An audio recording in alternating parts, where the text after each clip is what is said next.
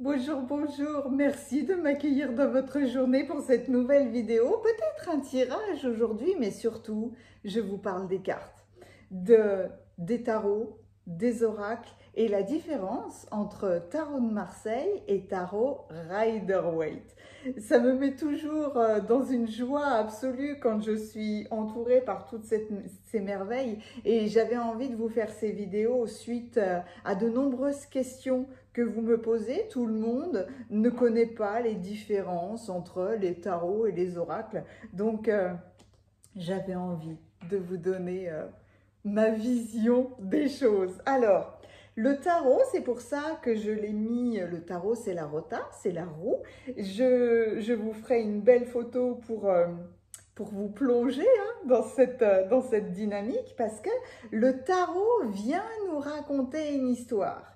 Le tarot a pour objectif peut-être l'enseignement de l'alchimie, nous montrer que dans chaque expérience que nous vivons, il y a un mouvement, il y a un apprentissage, une compréhension pour nous amener à une apothéose.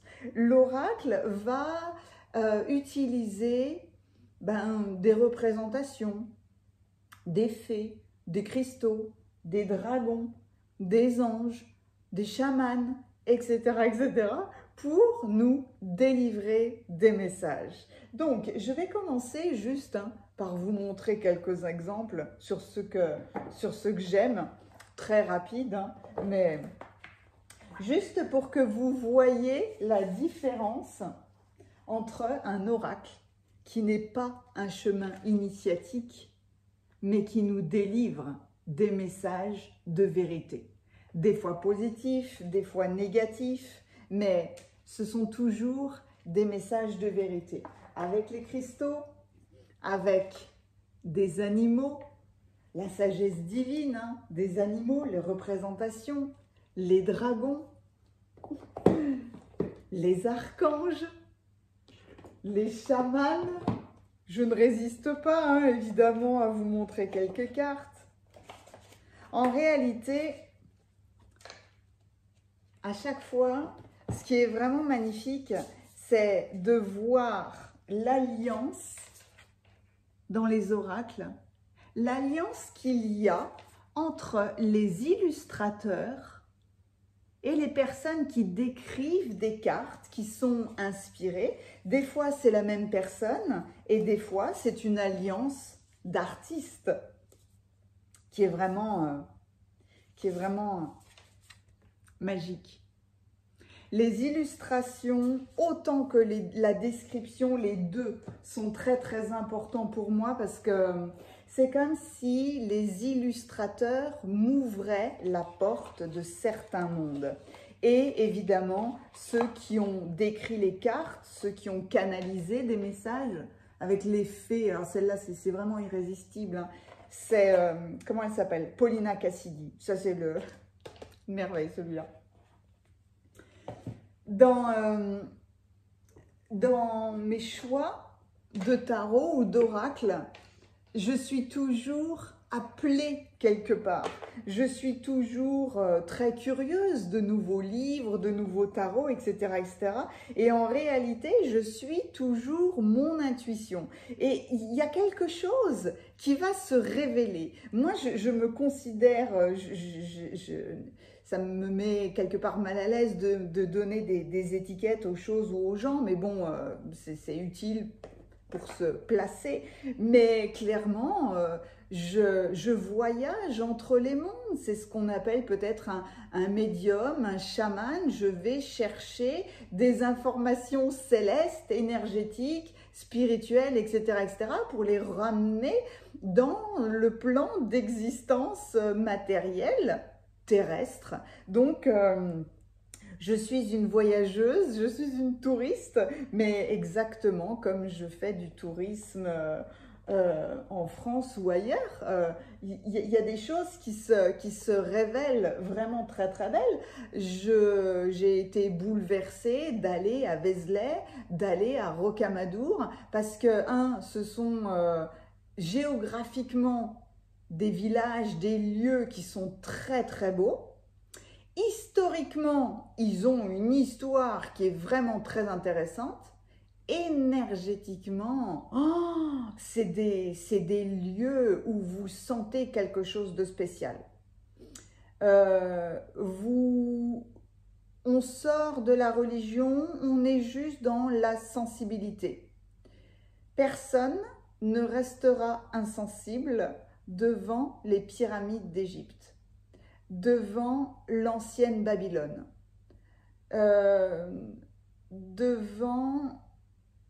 dans la grotte de Marie à Lourdes, dans la basilique de Vézelay, dans la forêt de Brocéliande, devant le Mont Blanc.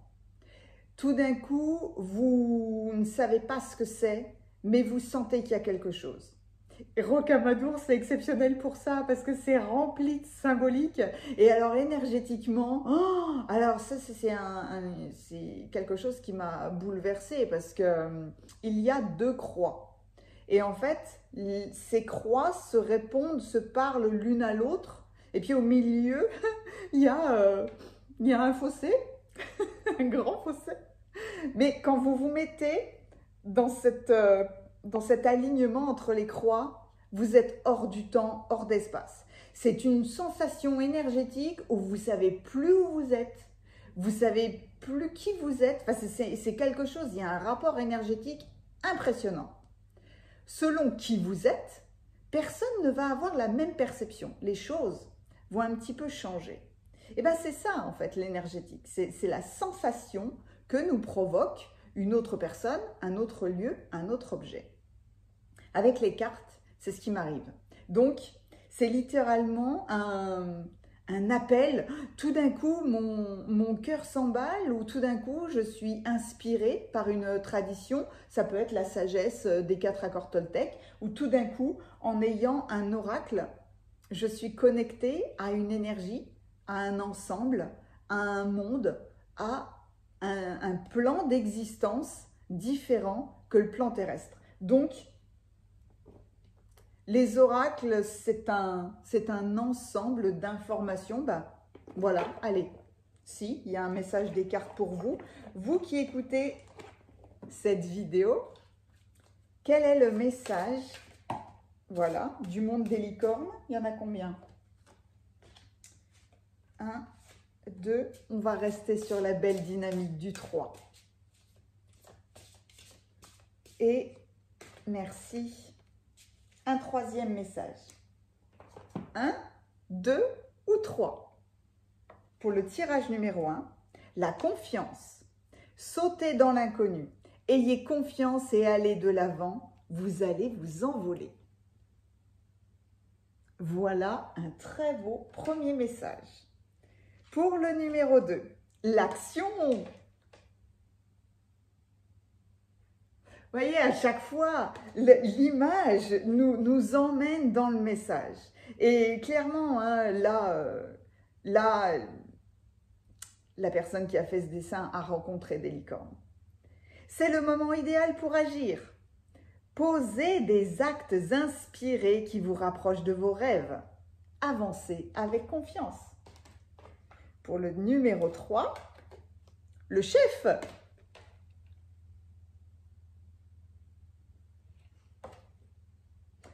Assumez d'être le chef. Partagez votre message. Soyez une source d'inspiration et un modèle pour les autres. Voilà l'objectif des oracles. Vous délivrez des messages. Il y a toujours à se faire confiance. Je suis une grande fan de certaines personnes, Alana Fairchild, Colette Byron Reed, Lucy Cavendish, enfin, je ne vais pas tous les citer, c'est pas la peine. Mais je les regarde, je regarde ce qu'elles font et j'ai le bel exemple d'Alana Fairchild où j'ai certains oracles que je ne partage jamais, que j'ai pas envie de montrer parce que c'est un rapport avec il y a une sensibilité, il y a quelque chose en moi qui, pour le moment, je ne suis pas prête à les utiliser pour les diffuser, il y a quelque chose comme ça qui est très particulier et qui est très énergétique. Bref, je découvre, on me parle de l'oracle des rebelles sacrés. Je me dis, tiens, effectivement, je ne le connais pas. Je vais en boutique, vous connaissez hein, les boutiques ésotériques. Je vais en boutique ésotérique, j'étais partie pour l'acheter, vraiment. Et puis, cette boutique-là, c'est très très souvent qu'ils ouvrent certaines boîtes pour qu'on puisse regarder les cartes. Oh, je prends l'oracle des rebelles sacrés, il n'y a rien qui se passe. Je me dis, c'est curieux, hein. Et puis alors, plus je regardais les cartes, mais non, mais alors, non. Un non implacable. Alors, est-ce qu'il va se transformer un jour? Peut-être que oui, peut-être que non, mais enfin, c'est un exemple, hein. Mais l'oracle des rebelles sacrés, non, il n'est pas pour moi. Ok, donc je me surprends moi-même parce que vraiment les cartes que j'avais vues, je pensais que j'allais rebondir, que j'allais travailler avec elles. C'est pas grave, je me suis dit, bah, je suis dans la boutique, je regarde, hein, et là, un autre oracle d'Alana Fairchild m'appelle. Je suis littéralement, c'est comme des aimants, hein. Je suis littéralement subjuguée par cet oracle et très très intriguée par les sensations que je pouvais ressentir parce que visuellement, mais c'est pas du tout, artistiquement, c'est pas du tout ce que j'aime. C'est pas du tout ce qui me convient. Où est-ce qu'il est? Ben, je ne l'ai pas pris. C'est marrant, hein? L'oracle des artisans de la lumière. Il m'appelle. En fait, c'est l'ambiance du coffret qui m'appelle. Je me dis, tiens, c'est bizarre. Je commence à regarder. Oh, et je me suis dit, mais c'est fou. D'un point de vue artistique, jamais je vais vers ce genre d'art où, enfin, je me suis dit, c'est vraiment très très curieux, je comprends pas pourquoi ça m'appelle autant. Et alors, oh, je l'achète.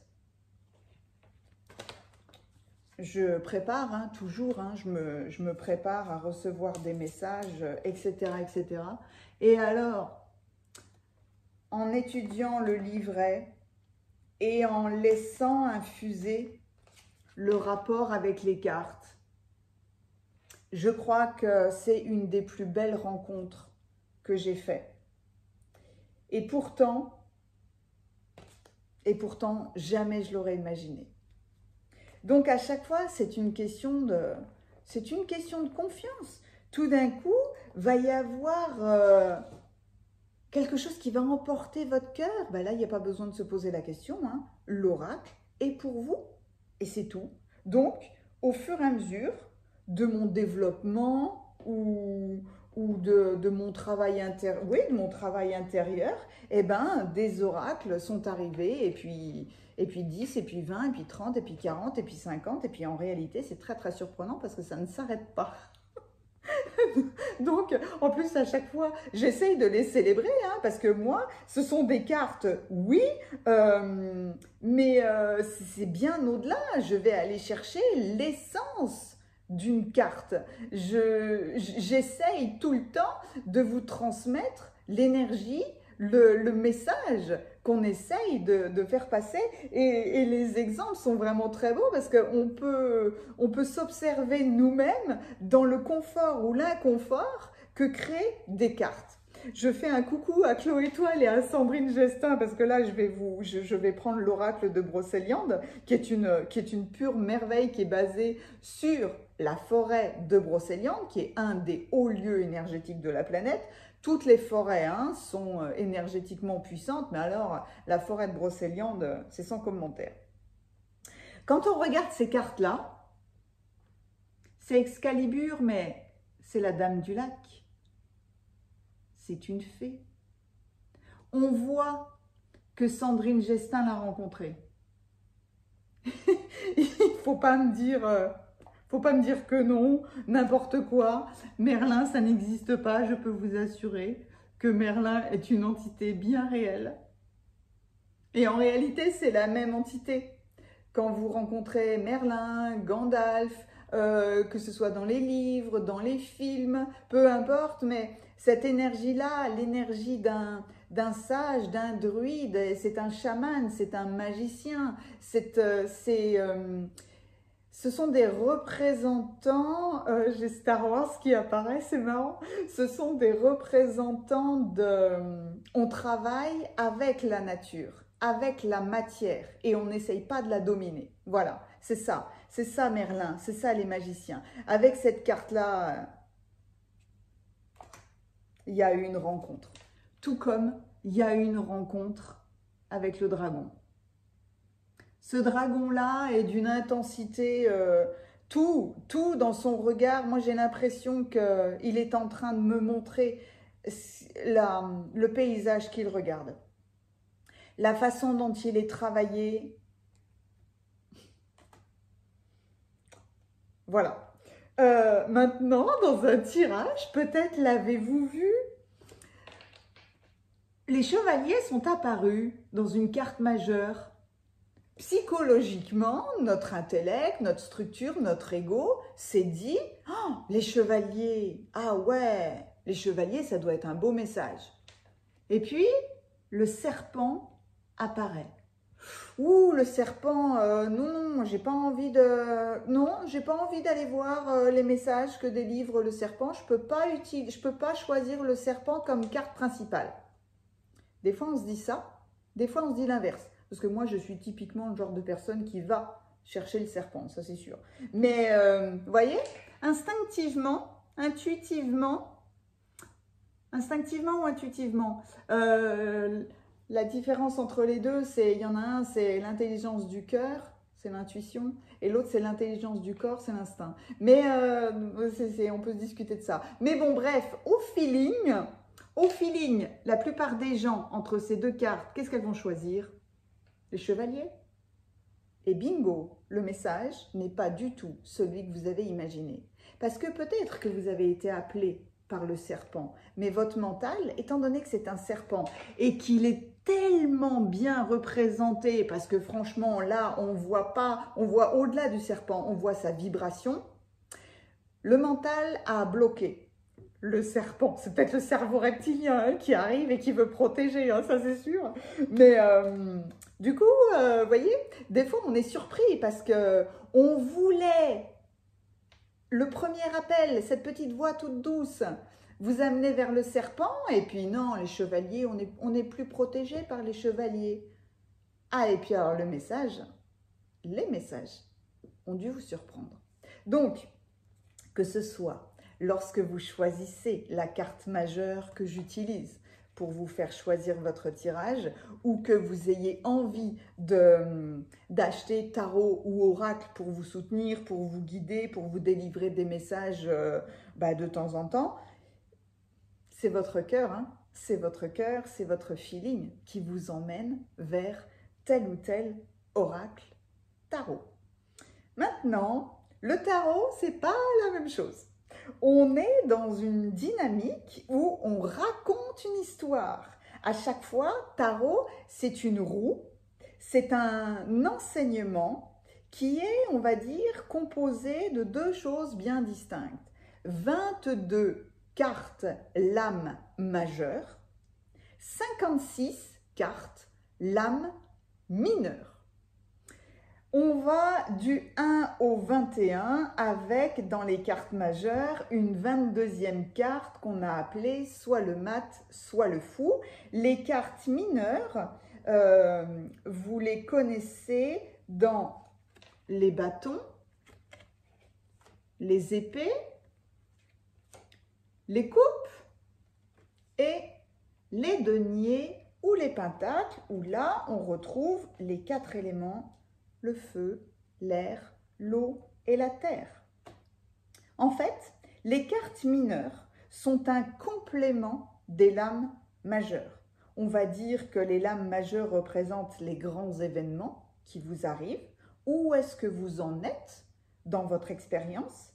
Et on va dire que les lames mineures peuvent compléter, peuvent parler de certaines personnes, de peur, de soutien, d'idées, d'amour, etc., etc. Donc, il n'y a pas du tout la même dynamique entre vouloir utiliser un tarot et vouloir utiliser un oracle. Maintenant, je veux vous parler, parce que l'être humain est comme ça, il n'est jamais d'accord avec rien. Donc, je vais vous parler de la différence entre tarot de Marseille et tarot Rider-Waite-Smith. Enfin, ça me fait toujours rire parce qu'il y a une espèce de compétition, peut-être que je vois, mais compétition amusante, hein, entre anglais et français. C'est peut-être quelque chose comme ça. Le tarot de Marseille, l'unique, attention, hein, à chaque fois, c'est moi qui parle. Hein. Ça n'est que ma vision des choses. Hein. Vous pouvez être d'accord, pas d'accord, c'est sujet à discussion. On ne va pas se confronter. Moi, j'aime beaucoup utiliser l'expression qui dit on va s'accorder sur un désaccord parce qu'on peut en discuter. Mais quoi qu'il en soit, le seul, l'unique, pour moi, c'est celui-ci. Et quand j'utilise celui-ci, c'est marrant parce que j'ai l'impression que je ne peux pas utiliser autre chose. Celui-là est pour moi une perfection. Dans tout en fait. C'est celui que je vais vous présenter dans la roue. Parce que c'est dingue d'arriver à dire ça. L'ancien tarot de Marseille de Grimaud est une perfection dans les personnages, leur position, les couleurs qui sont utilisées, les numéros qui sont présents ou absents, les noms qui sont utilisés, qui soient présents ou absents. C'est comme si, dans l'étude de chacune de ces cartes, il n'y avait rien qui pouvait être ajouté, enlevé, ou même modifier. Je ne vous décrirai pas chacune des cartes, ce n'est pas l'objectif ici, parce qu'en fait, chacune des cartes, je pourrais en parler un quart d'heure, 20 minutes, parce que dans la symbolique, on pourrait y aller à fond. J'avais fait il y a quelque temps, j'avais parlé de la carte du monde, donc vous pouvez aller voir cette vidéo, je vais peut-être vous mettre le lien là. Quoi qu'il en soit, le tarot de Marseille, pourquoi est-ce que je l'aime autant? C'est quelque chose que je vous dis de temps en temps. D'un point de vue énergétique, je cherche le créateur. Parce que est-ce que ça vient d'Italie? Est-ce que ça a été ramené d'Italie? Alors oui, non. Peut-être il y a un lien avec la Belgique.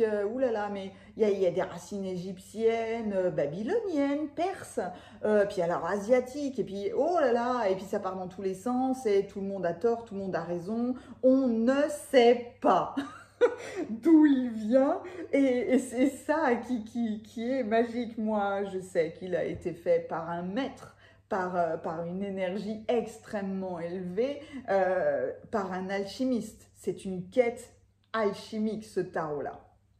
Donc, 14e siècle, 15e siècle, 16e siècle, on a commencé à jouer, entre guillemets, avec, mais il y a un déploiement quand même qui est très, très particulier, puis un espèce de positionnement qui s'est fait fin 1800, début 1900. Pourquoi tarot de Marseille? Parce que la ville de Marseille était à la base, je dirais, l'usine des cartes à jouer. C'est là où étaient éditées les cartes. Donc, tarot de Marseille, ancien tarot de Marseille des éditions Grimaud, ça c'est... Je n'en finis plus de m'incliner et d'être en admiration devant chacune de ces cartes qui, à chaque fois, ça me remplit d'émotions. Donc, ça, c'est pour le tarot de Marseille. Beaucoup d'entre vous doivent connaître le tarot qu'on a appelé le Rider. Rider-Waite. Rider-Waite-Smith. Pourquoi? Parce que c'est 3 noms combinés entre Rider, c'est l'éditeur, Waite, c'est celui qui a fait la description, Smith, c'est l'illustratrice. Donc, en Angleterre, en 1900, entre 1900 et 1910, ils se sont rassemblés pour créer le tarot qu'on a appelé Rider, parce que j'ai un respect immense avec ce monsieur, donc j'utilise autant le tarot de Marseille que le Rider, mais Arthur Waite n'était pas d'accord avec, on va dire, la symbolique relativement chrétienne qu'il voyait dans le tarot de Marseille. Comme c'était un poète, un mystique, il était passionné d'ésotérisme. C'était quelqu'un qui a fait partie de, comment on peut appeler ça, des sociétés secrètes, des confréries. Moi, je les ai étudiées, j'adore, je suis fan de ça. Donc, il a fait partie de la société secrète qui s'appelle la Golden Dawn et qui étudiait, alors on peut partir dans tous les sens, astrologie, cabale, magie noire, symbolisme, c'était un rosicrucien, franc-maçon, enfin ils ont étudié tout ça parce que tout ça, c'est une recherche, une quête spirituelle, et dans sa recherche, il a voulu quelque part créer son tarot avec les modifications qui pour lui, il croyait que c'était pertinent. C'est pas une question d'être d'accord, pas d'accord. Moi, je respecte les travaux qui ont été faits et c'est votre positionnement, hein, ni plus ni moins. Donc, quelles sont les différences entre tarot de Marseille et tarot, je vais l'appeler le Rider? Eh bien, il y en a bon nombre en réalité. Déjà, le tarot de Marseille, on a ces 22 cartes lames majeures. Dans les cartes mineures, il y a toujours, il n'y a pas d'illustration. Il y a toujours la même chose. On a toujours les deniers, les bâtons. Bon, il y a les rois, les reines, valets, cavaliers, mais il y a pas d'illustration. Tout est extrêmement simple. C'est ce que je vous ai montré. Entre là, j'ai pris les 10, 10 de bâton, 10 d'épée, 10 de denier, 10 de coupe. Dans le Rider, à chaque fois, pour chaque carte, il y a des illustrations. Vous l'aurez reconnu, hein, c'est le fabuleux Dark Mansion que j'ai pris. Et donc, hein, on reste dans la dynamique roi, reine, cavalier, valet. Le tarot de Marseille a utilisé la symbolique de la numérologie. Alors, encore une fois, soyez d'accord, pas d'accord, c'est sujet à discussion, mais c'est un grand plaisir de discuter de ça. Quoi qu'il en soit, on peut y voir la numérologie, les anciennes dieux, déesses de la mythologie, les jours de la semaine, l'astrologie. On considère que la papesse est Isis, etc., etc. Le tarot de Marseille a utilisé, première différence, les chiffres romains, mais dans une évolution. Il y a une petite subtilité, vous allez la comprendre tout de suite. Dans les chiffres romains, le chiffre 4 est utilisé dans un développement et pas dans aller à rebours. Si je prends un rider, vous connaissez tous ce chiffre romain 4, c'est le chiffre 5 et un 1 qui est derrière pour dire le 4. Donc, on voit cette différence-là dans les chiffres romains avec l'empereur. Hop. Avec la tempérance, avec l'ermite, hop, et avec le soleil. Ça peut être très perturbant, mais quoi qu'il en soit, je le comprends tout à fait parce que c'est dans le développement et on ne va pas à reculons en fait, hein, mais voilà, c'est la deuxième différence. La première différence était l'illustration d'absolument toutes les 78 cartes. Ensuite, la grande différence a été le nom, pour en quelque sorte enlever cette espèce de connotation religieuse ou d'un point de vue symbolique, on a changé les choses. Le battleur est devenu le magicien.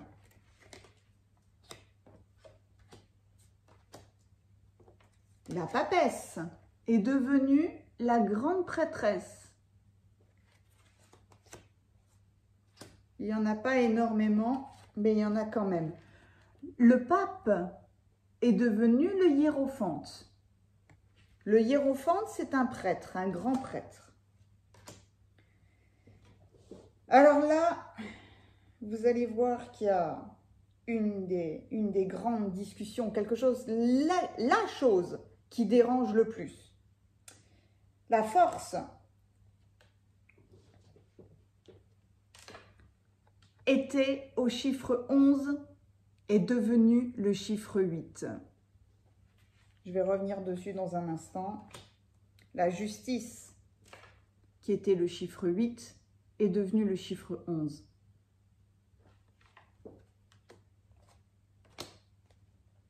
L'arcane sans nom, la seule carte qui n'a pas de nom, est devenue la mort.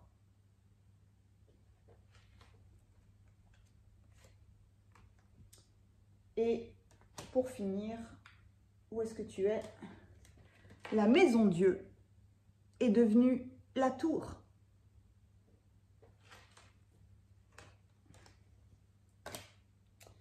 Dernière différence qui, moi, je respecte, encore une fois. Donc, ok. Dans le tarot de Marseille, la justice est le numéro 8, qui est d'une logique implacable parce que c'est le double 4. Le 4, c'est de la stabilité, des fondations, l'ordre, la méthode, la matière, la construction. Le 8 est forcément la justice. 2 fois 4.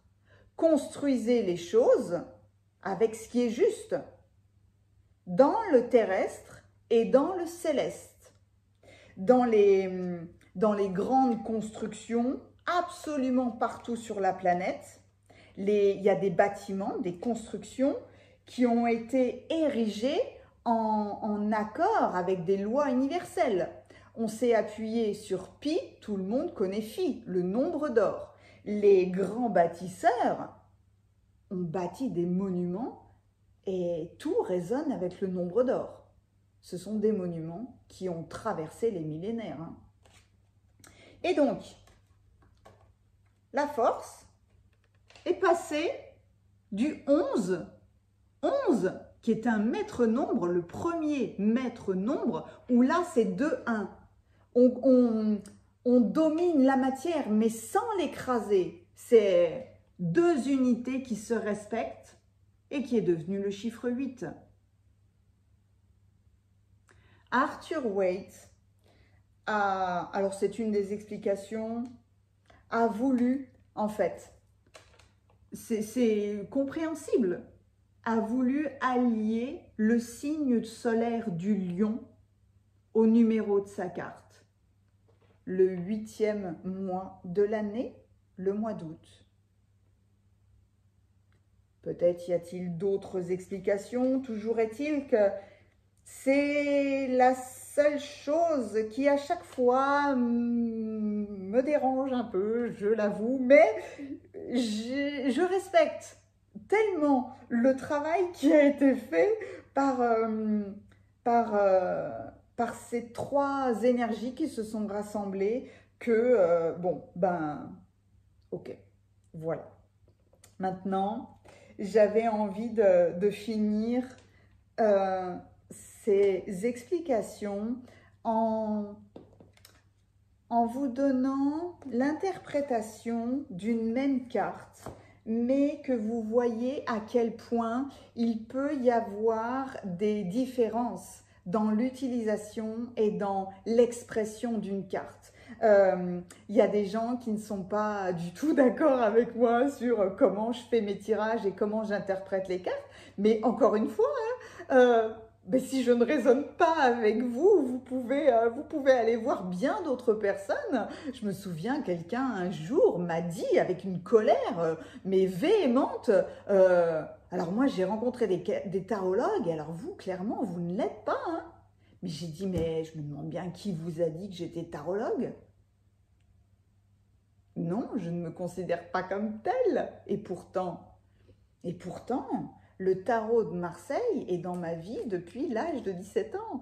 Donc, ça fait longtemps puisque j'en ai 50. Voilà, au moment où je vous fais cette vidéo. Mais moi, là, ce livre-là, vous voyez dans quel état catastrophique il est, le pauvre? Ce livre-là, je l'ai, il date de 1968, ce livre-là. Et je l'ai depuis donc des années. Mais mon interprétation a été modifiée peut-être par le feeling que j'avais avec les cartes et l'énergie de chaque artiste. C'est pour ça qu'aujourd'hui, j'ai eu envie de vous parler, par exemple, des lames mineures, en vous montrant la différence d'interprétation qu'on peut avoir avec le 7 d'épée. Voilà l'interprétation d'un 7 d'épée. Une autre. Encore une autre. Et donc, pour finir avec le tarot de Marseille, tout simple, le 7 d'épée. Les épées, c'est l'air, hein? C'est la pensée, c'est la communication, c'est les décisions, etc., etc. 7 d'épée. Une puissance d'action sur les événements, combat et discussion, mais certitude de vaincre. Dans la symbolique, le 7, c'est les lames de la chance, de l'épanouissement, ça implique une floraison. Mais le 7, il implique quelqu'un d'autre. Il y a souvent un don, un sacrifice envers le monde extérieur. Il y a une analogie avec le soleil couchant, d'où des possibilités d'attente, de retard. Voilà une des interprétations du 7 d'épée. Et donc, j'ai voulu prendre, hop là, je vais peut-être pas les prendre tous, dans d'autres livres, le 7 d'épée devient le 7 de la pensée. Il est temps de revoir ses priorités, de choisir en toute connaissance de cause, se réjouir de connaître la vérité, ne pas comprendre les motivations d'une personne. Dans ce fabuleux 7 d'épée, alors ça c'est génial parce que là, on le voit mais tellement bien, il a volé une épée au cygne. Le cygne était le gardien des épées. Alors, le 7 d'épée marque la tentative de fuir ses responsabilités. C'est le voleur qui tente de déguerpir avec son larcin.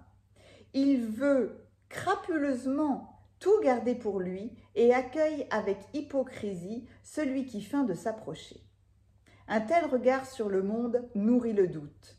Car si l'on est soi-même indigne de confiance, pourquoi risquer de croire en la bonté des autres? La duperie engendre méfiance et pessimisme. Vous sentez, vous sentez la base commune et pourtant une interprétation qui dévie en fonction. Avec, alors Laurence God, franchement, l'aventure du battleur, vous voulez découvrir le tarot de Marseille parce que du coup, elle a pris celui-là. Hein. L'aventure du battleur, c'est magnifique. C'est le battleur, c'est le voyageur qui va aller se balader là, dans cette roue, dans ce cheminement, accompagné du mat. Je vous ai pas parlé du mat. Je vous ai pas parlé du mat. Je vais finir. Oh, c'est beau ça, parce que c'est mon préféré. Donc, elle vous emmène dans la description, dans l'initiation, dans la compréhension du tarot de Marseille avec un voyage qui est exceptionnel. Le 7 d'épée. Observons le 7 d'épée, il arrive à point nommé. Ce que ton cœur vient d'éprouver permet à ton esprit de s'ouvrir davantage. Vois la puissance de l'épée qui se fraye un passage au travers des 6 autres. Ta pensée devient plus fluide, ton verbe s'accorde à leur vibration et révèle ta vraie nature. Nous sommes dans l'élément air, dans le domaine des idées, du verbe. Et là, aucun doute, quelle que soit l'action entreprise dans le domaine concerné, elle est validée. Il y a une interprétation absolument magnifique et en fait, moi, à chaque fois, il y a l'essence du message, mais je peux partir, c'est comme si je suivais mon lapin blanc et je vous emmène à chaque fois dans l'interprétation qu'on me montre. Évidemment, l'importance des artistes prend toute sa valeur à ce moment-là, parce que là, clairement, hein, on voit un serpent qui essaye de voler un œuf. Et pourtant, ce serpent, il est tellement beau, il est tellement rempli de fleurs que, voilà, c'est toujours très intéressant de voir comment chaque tarologue, les vrais tarologues généralement, soit ce sont des gens qui ont créé leur propre tarot, soit ils vont utiliser le tarot de Marseille. C'est vraiment une étude qui est tellement minutieuse que c'est comme l'astrologie.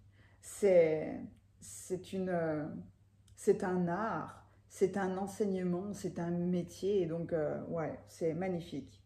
Allez, ma carte préférée, parce que j'aimerais être ce fou, ce mat. Le fou ou le mat? Dans la roue que je vous ai montrée là, il est en première position. C'est la seule carte qui n'a pas de numéro. Tout comme l'arcane sans nom, la mort, est la seule carte qui ne porte pas de nom. Il n'y a pas de numéro parce que quelque part, il navigue entre toutes les cartes, il peut intervenir entre toutes les cartes, mais surtout, quand on le met avant le 1, on peut dire qu'il est le fou.